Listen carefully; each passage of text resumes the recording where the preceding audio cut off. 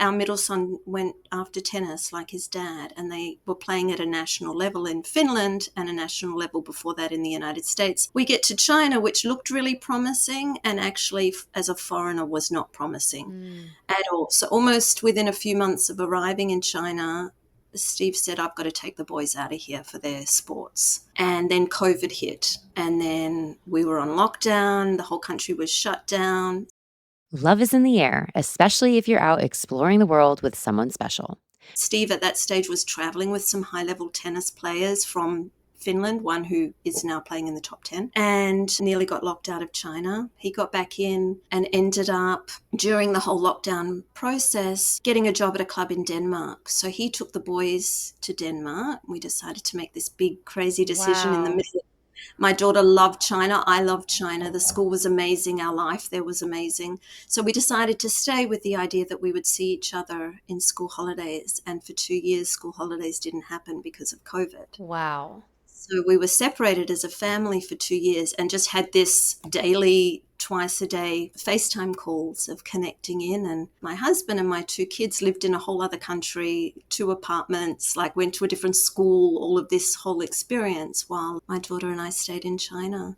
So And can then we talk a little bit about that? Because you mentioned at the very beginning when you said, we met and then we haven't, like, we've been inseparable since. What was that like for your relationship to be apart for that long? I mean, of course, there's the kids to consider, but we're really focusing on the relationship here because a lot of people do have to spend quite a bit of time apart when they are dating or marrying a person who is from another country. And it is something that you have to consider is there might be time apart. Sometimes you think it's for visa reasons, not because there's going to be a global pandemic shutting you out. But what was something that I guess helped you guys during that process? I think the daily connections, just remaining committed to each other, to our relationship, being creative, being appreciative of each other, understanding the hardships that the other was going through.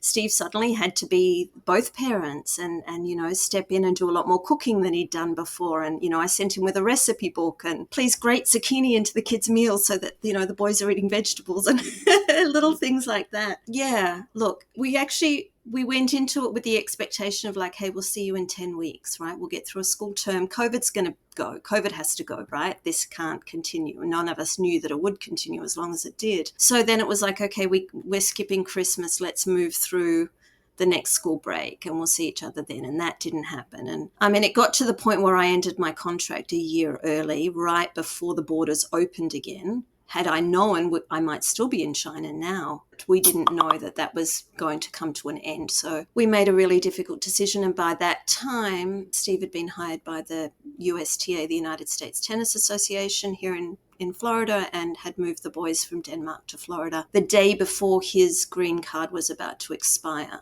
So he entered LA, which is notoriously difficult to travel through, on a hope and a prayer that because our kids have US passports, they could come in.